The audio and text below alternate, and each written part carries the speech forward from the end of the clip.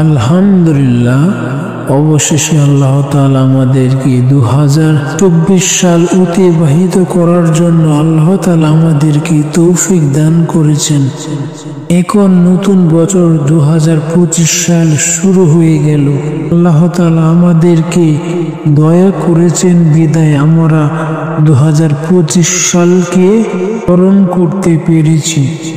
এই জন্য আল্লাহ তাআলার শুকরিয়া আদায় করার জন্য সবাই মন থেকে একবার বলি আলহামদুলিল্লাহ। এখন আসল কথায় আসি, চলুন।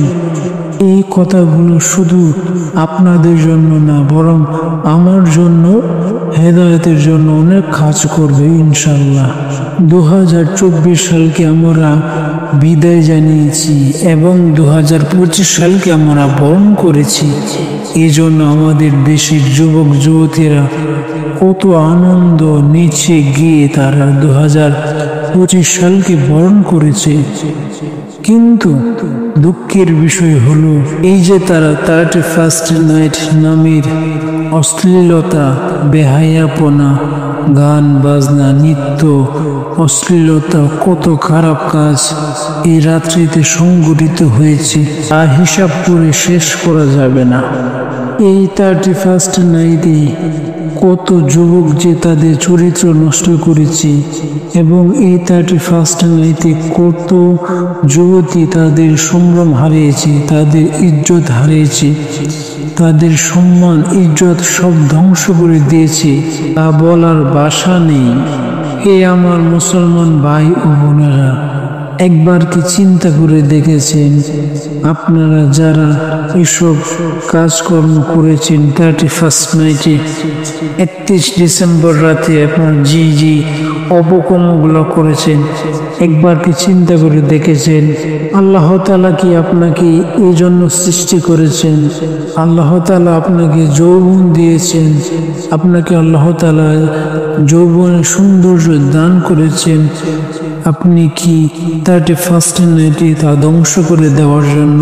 হে প্রিয় ভাই ও বোনেরা, একটু মনোযোগ দিয়ে ভাবুন, আপনার যে কাজগুলো করেছেন সেই কাজগুলো আল্লাহ তাআলা কি খুশি হয়েছে নাকি আল্লাহ তাআলা আপনাদের প্রতি নারাজ হয়েছে? আল্লাহ তাআলা আপনাদেরকে 2025 সাল অংশগ্রহণ করার জন্য আল্লাহ তাআলা দান করেছেন, যেন আপনারা 2025 সালে ভালো ভালো নেক আমল করতে পারেন, আল্লাহর দেখানো পথে জীবন পরিচালনা করতে পারেন, আল্লাহ তাআলার শুকরিয়া আদায় করতে পারেন, আল্লাহ তাআলা ইবাদত, নামাজ, রোজা, হজ, যাকাত ইত্যাদি আদায় করার জন্য আল্লাহ তাআলা আপনাদেরকে সময় এবং সুযোগ দান করেছেন। কিন্তু আপনারা কি শুরু করলেন 2025 সাল হতে না হতে? গান বাজনা, নাচানাচি, অশ্লীলতা, কত কিছু। গানের যন্ত্রণায় আমরা ঘর বাড়িতে থাকতে পারি না, আমাদের মন খাদে, আমাদের হৃদয় খাদে পথ হারা যুবক যুবতীদের জন্য। আল্লাহ তাআলা আপনাদেরকে এই জন্য সৃষ্টি করেন নাই যে যা ইচ্ছা তাই করবে। 31st নাইটে এসব আলতু ফালতু কাজ করার জন্য আল্লাহ তাআলা আমাদেরকে সৃষ্টি করেন নাই। আল্লাহ তাআলা আমাদেরকে সৃষ্টি করেছেন তার ইবাদত করার জন্য, শুধুমাত্র তার ইবাদত করার জন্য।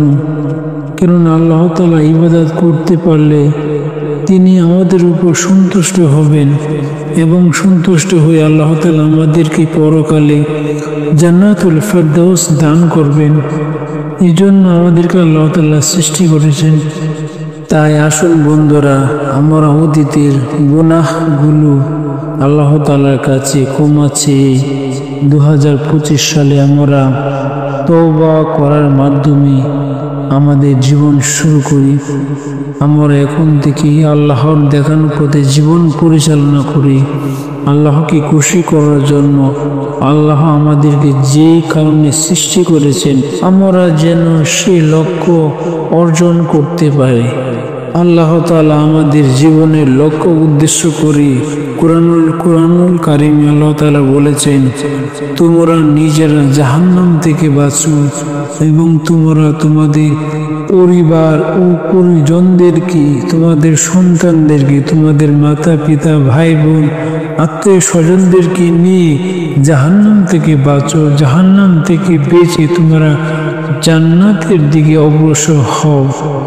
এই কথাগুলো আল্লাহ তাআলা কুরআনুল কারীমে সুন্দর করে আমাদেরকে হেদায়েতের বাণী শুনিয়েছেন, কিন্তু আমরা আল্লাহ তাআলার এই সুন্দর বাণীগুলোকে কোনো মূল্যই দিচ্ছি না। আমরা আল্লাহ তাআলার কুরআনুল কারীমকে তো পড়ি না, কুরআনুল কারীমের যে ওয়াজ নসিহত আমরা তা কখনো পড়ি না, কখনো শুনি না। তাহলে আমরা কিভাবে সফল হব? ভিডিওর শেষ প্রান্তে কিছু গুরুত্বপূর্ণ তথ্য আপনাকে দিয়ে যায়। প্রিয় ভাই ও বোনেরা, আমরা মানুষ জাতি একসময় ছিলাম না, আজকে আমরা পৃথিবীতে বসবাস করছি। একদিন আমরা এই পৃথিবীতে থাকবো না, এটাই চিরসত্য। এখন আল্লাহ তাআলা আমাদেরকে দুনিয়াতে পাঠিয়েছেন এজন্যই আল্লাহ তাআলার ইবাদত, শুধুমাত্র আল্লাহ তাআলার ইবাদত, আর কিচ্ছু না। এখন আমাদের করণীয় হলো আমাদের ভবিষ্যৎ, আমাদের পরকাল যেন সুখ শান্তিতে আমরা অতিবাহিত করতে পারি। আমাদের মৃত্যুর পর আমরা যেন সর্বদাই সুখে থাকতে পারি, শান্তিতে থাকতে পারি। মৃত্যুর পর যেন আমাদেরকে কখনো কষ্ট পেতে না হয়, সেজন্য আমাদেরকে সর্বদাই সজাগ থাকতে হবে, সর্বদাই আল্লাহকে স্মরণ রাখতে হবে, সর্বদাই আল্লাহ তাআলার ইবাদত পালন করতে হবে, আল্লাহর দেখানো পথে জীবন পরিচালনা করতে হবে। আল্লাহ তাআলা আমাদেরকে যেভাবে বলেছেন ঠিক সেভাবে আমরা জীবন পরিচালনা করার চেষ্টা করতে হবে। প্রিয় ভাই ও বন্ধুরা, সময় সুযোগ কিন্তু থাকবে না। মৃত্যুর পরে আল্লাহ তাআলা আপনাকে আর কিন্তু সুযোগ দিবেন না। সুযোগ কিন্তু দুনিয়াতে, মৃত্যুর পর কিন্তু কোনো সুযোগ দেওয়া হবে না। মৃত্যুর পর কিন্তু কর্মফল। আপনি যদি জাহান্নামে চলে যান মৃত্যুর পর, আপনাকে কেউ বাঁচাবে না, কেউ বাঁচানোর মতো নাই। আল্লাহ তাআলা আপনাকে সময় ও সুযোগ দান করেছেন এই জন্য যেন আপনি জান্নাতে যেতে পারেন, ভালো ভালো কাজ করে যেন আপনি নিজেকে শুধরাতে পারেন, আপনি যেন ভালো হয়ে যেতে পারেন, আপনি যেন একজন পরিশুদ্ধ মানুষ হয়ে মৃত্যুবরণ করেন, আপনি যেন ঈমান নিয়ে মৃত্যুবরণ করেন। সেজন্য আল্লাহ তাআলা আপনাকে সময় এবং সুযোগ দান করেছেন। তাই এই অমূল্য সম্পদ সময়, মৃত্যুর আগে আমরা যেন ভালো হয়ে যাই, আমরা যেন আমাদের চিরস্থায়ী গন্তব্য পরকালকে যেন আমরা ভুলে না যাই, সেদিকে সর্বদাই নজর থাকতে হবে।